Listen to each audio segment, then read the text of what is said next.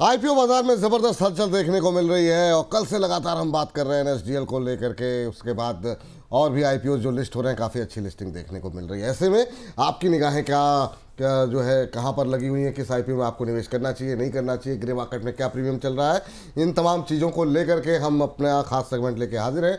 हर्ष हमारे साथ जुड़ चुके हैं और हमारे साथ जुड़ चुके हैं विशेष मेहमान के तौर पर अरुण केजरीवाल जी। अरुण केजरीवाल जी कहीं यात्रा कर रहे हैं, लेकिन रास्ते में रुक करके वो हमारे इस विशेष कार्यक्रम का हिस्सा बन रहे हैं। तो थैंक यू अरुण सर, आज की इस विशेष चर्चा का हिस्सा बनने के लिए। धन्यवाद विपुल जी, मुझे शो पर बुलाने के लिए। क्या करे कि दर्शक को छोड़ा नहीं जाता और यात्रा जो है उसे भी छेड़ी नहीं जा सकती। और आप तो काफ़ी ज़्यादा यात्रा करते हैं, व्यस्त रहते हैं, तमाम आईपीओ एक एक कंपनी की खुद रिसर्च वहाँ जा करके प्लांट में आप विजिट करके करते हैं। तो आज के कार्यक्रम में चार चांद मुझे लगता है कि अरुण सर की उपस्थिति से लग गए हैं। हर्ष के साथ शुरू करते हैं। हर्ष बताइए, आज शुरुआत कहाँ से करना चाहेंगे? जी, तो दो आईपीओ पे हम लोग चर्चा करेंगे। जेएसडब्ल्यू सीमेंट की सबसे पहले बात कर लेते हैं हम लोग। और यहाँ पर अगर हम लोग बात करें तो डेट्स में आपको बताऊं उससे पहले हम आपको बताते हैं कि देखिए कंपनी जो है साल 2006 में इनकॉर्पोरेट हुई थी। और अगर आप यहाँ पे कुछ इंपॉर्टेंट चीज़ों को मैं यहाँ पे बेसिकली अंडरलाइन करना चाहूँगा। सबसे पहले तो आप ये समझिए कैप्टिव ग्राइंडिंग में 2015 से लेकर 2025 के बीच में टॉप 3 मेजर प्लेयर के तौर पे कंपनी रही है यहाँ पर। इसके साथ ही एक नागौर प्लांट को लेकर लगातार चर्चा चल रही है कंपनी के लिए। जिस तरीके से ये कंपनी जो नागौर प्लांट है वो ऑपरेशनल होगा, उसके बाद चाहे बॉटम लाइन हो या टॉप लाइन हो, उसमें एक अच्छी स्थिति देखने को मिलेगी, जो आगे हम लोग आपको बताएंगे कि नंबर्स किस तरीके के हैं, ताकि आपको और क्लैरिटी मिल सके। और इसके साथ ही अगर हम आपको बताएं यहाँ पर कंपनी इस पैसे का इस्तेमाल आईपीओ के जरिए जो करने जा रही है वो यूनिट के लिए जो फाइनेंस करेगी, जो यूनिट लगाने जा रही है, और उसके साथ ही यहाँ पर लोन पेमेंट पे भी करेगी। लेकिन जो डेट है वो आज से खुल गई है। अगर आप देखें तो जो बंद हो गई आईपीओ जेएसडब्ल्यू सीमेंट सोमवार को अगले हफ्ते को होता हुआ दिखेगा। अलॉटमेंट की बात करें तो मंगलवार को होती हुई दिखेगी। और लिस्टिंग डेट जो है वो बृहस्पतिवार 14 अगस्त को होगी यहाँ पर। अब यहाँ पर इशू प्राइस बैंड की हम लोग बात कर लेते हैं। इशू प्राइस बैंड की बात करें तो 139 से लेकर 147 रुपये प्रति शेयर है, छोटा यहाँ पर प्राइस बैंड है। लॉट साइज की बात करें तो 102 शेयर का है। टोटल इशू का जो साइज है वो काफ़ी बड़ा है, 3600 करोड़ के आसपास का, यानी कि जिसमें करीब करीब 24.5 करोड़ शेयर्स हैं। फ्रेश इशू की बात करें वो 1600 करोड़ का है, लेकिन ओएफएस जो है वो इसमें ज़्यादा मात्रा में 2000 करोड़ के आसपास का है। अब मैं आपको इसके फाइनेंशियल्स दिखाता हूँ यहाँ पर। तो देखिए फाइनेंशियल्स की स्थिति हम लोग देखें यहाँ पे तो एसेट्स जो हैं वो बड़े हैं, 2023 से 24 में बढ़ते हुए देखें, 2025 में बढ़ते हुए देखें। लेकिन रेवेन्यू के मोर्चे पर अगर आप देखें तो 2023 में करीब करीब 5982 करोड़ के आसपास था, 2024 में 6114 करोड़ हुआ, लेकिन 2025 में जो है ये घट गया। रेवेन्यू में यानी कि कमाई में 3% की कटौती देखने को मिली है। और प्रॉफिट आफ्टर टैक्स का आंकड़ा भी बहुत ध्यान से देखिएगा आप। यहाँ पर आप देखिए 2023 में 104 करोड़ था, वहाँ से ये घटा 2024 में 62 करोड़ हुआ। और 2025 की बात करें आप तो जो कंपनी प्रॉफिट में थी 62 करोड़ में, वो लॉस में आ गई 163 करोड़ में, यानी कि 350% का यहाँ पर जो है डाउनफॉल देखने को मिल रहा है। यहाँ पर काफ़ी बड़ा 363 के आसपास कहें लगभग। एबिटा की बात करें यहाँ पर, एबिटा भी जो है वो घटता हुआ दिखा है। और बोरोइंग जो है कंपनी के ऊपर काफ़ी ज़्यादा करीब 6167 करोड़ की है। दूसरे फंडामेंटल्स को भी देख लेते हैं एक बार हम लोग। आप ये देखिए रिटर्न ऑन इक्विटी की बात करें वो नेगेटिव है, करीब करीब 7%। रिटर्न ऑन कैपिटल एम्प्लॉयड की बात करें यहाँ पर वो 7% के आसपास है। डेट टू इक्विटी रेशो 1 से 1.5% एक अच्छा माना जाता है, 0.98 के आसपास है। रिटर्न ऑन नेट वेल्थ की बात हम लोग करें तो ये भी करीब करीब 5% नेगेटिव है। प्रॉफिट आफ्टर मार्जिन जो है वो माइनस में है। एबिटा मार्जिन जो है 13%। तो ये स्थिति इसकी जो है पहला आईपीओ जो हम लोगों ने कवर किया। हाँ, काफ़ी डिटेल में हर्ष ने जो है तमाम चीज़ों के बारे में, कंपनी के फंडामेंटल्स, कंपनी की बैलेंस शीट, कंपनी के की परफॉर्मेंस इंडिकेटर सबके बारे में बताया। आप जरा इसका विश्लेषण सुनते हैं अरुण सर के साथ। अरुण सर, आप कैसे देख रहे हैं? आज से आईपीओ खुला है, बड़ा ग्रुप है और जिस क्षेत्र में काम कर रही है कंपनी उस क्षेत्र के अंदर काफ़ी ज़्यादा गतिविधियाँ चल रही हैं इस समय। आपकी टिप्पणी क्या होगी सर? विपुल जी, इस कंपनी के बारे में एक बड़ी इंटरेस्टिंग इंसिडेंट आपको बताता हूं। ये सीमेंट प्लांट लगा है मजबूरी के कारण। जेएसडब्ल्यू स्टील एक बहुत बड़ी उत्पादक है और देश के टॉप 3 स्टील प्रोड्यूसर में आती है।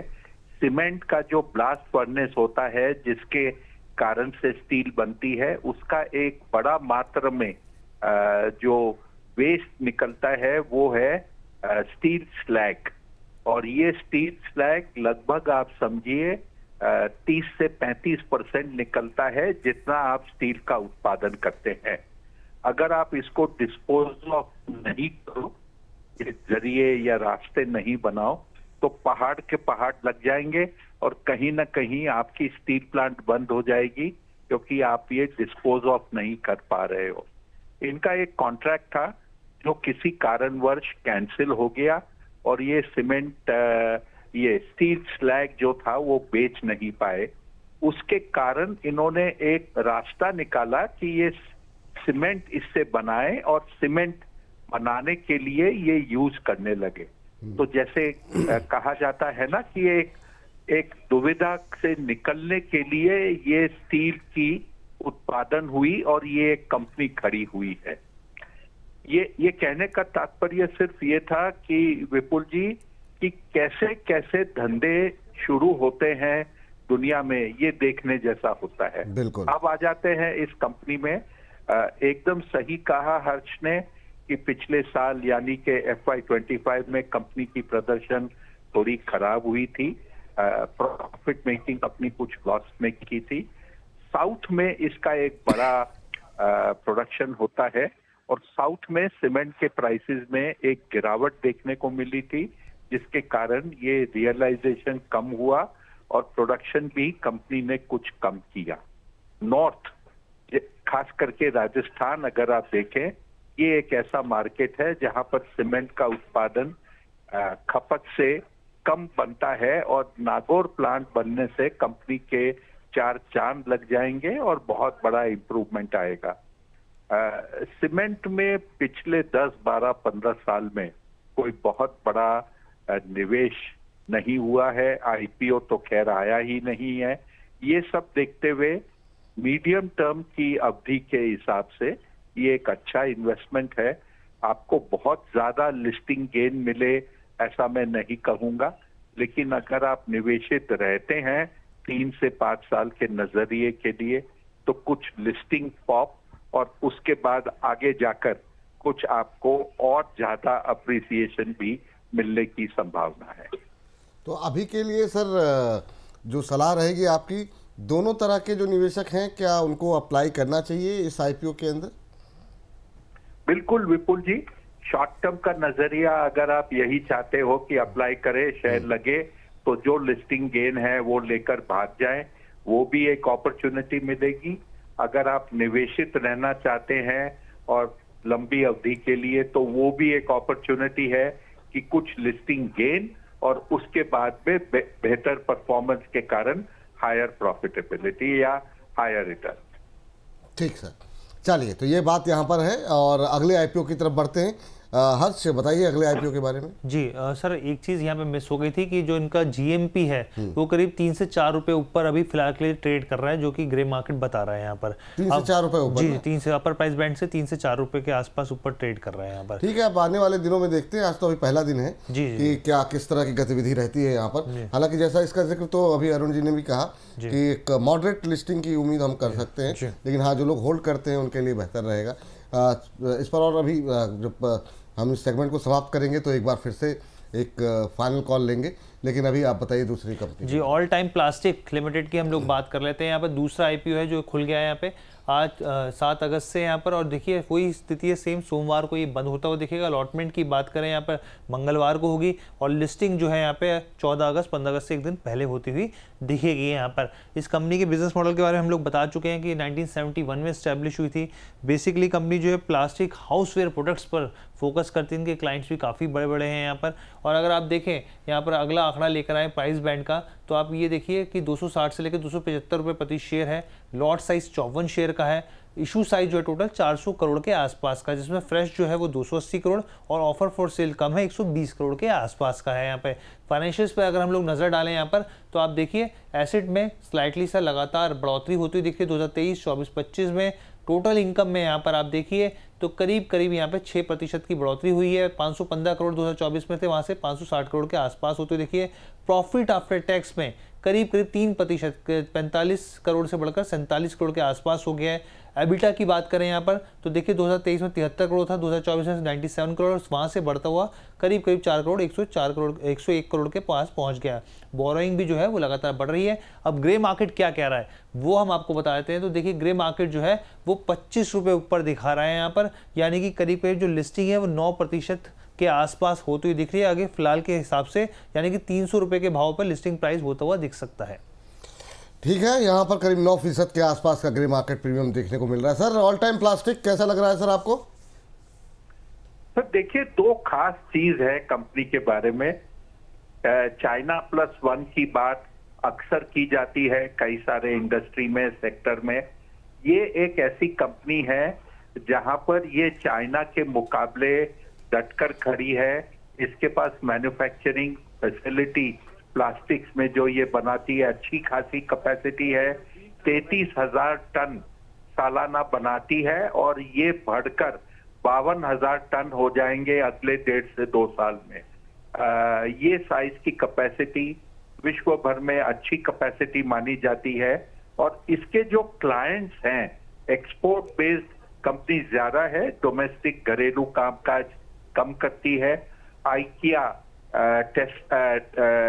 टेस्को ऐसे माफ कीजिएगा, ऐसे इसके पास बड़े बड़े ग्राहक है। और आइकिया इसका सबसे बड़ा कस्टमर है, जिसको ये विश्व भर में सप्लाई करता है, इंडिया में भी सप्लाई करता है, लेकिन ये अमेरिका, यूरोप, यहाँ पर सभी जगह करता है। World class product, world class supply chain ये क्रिएट करके ये कंपनी खड़ी है। अब जो ये एक्सपेंशन कर रही है इसकी रफ्तार बढ़ रही है, जिसके कारण कंपनी में जो एक मॉडरेट ग्रोथ देखी गई थी पिछले 3-4 साल में, उसमें एक रफ्तार बढ़ने की संभावना है, जो इस कंपनी को इंटरेस्टिंग बनाता है। तो अभी के लिए सर क्या सलाह रहेगी, मतलब लिस्टिंग गेन के लिए भी और लॉन्ग टर्म के लिए भी क्या करना चाहिए निवेशकों को?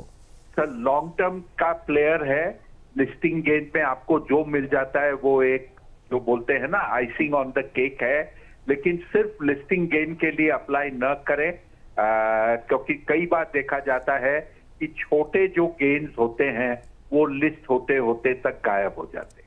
बिल्कुल बिल्कुल सही कह रहे हैं। अच्छा सर एक चीज़ मेरा सवाल है, फिर मैं हर्ष अगर कुछ पूछना चाहें तो मेरी तरफ से आखिरी सवाल। बहुत लोग ऐसे होंगे कि जिनको अगर आईपीओ में नहीं मिल पाता है और लिस्टिंग अगर ठीक होती है, तो क्या ये ऐसे शेयर हैं जिनको कि लिस्टिंग के दिन भी खरीदा जाए, या फिर आप लिस्टिंग के दिन ही इस बात का फैसला करेंगे?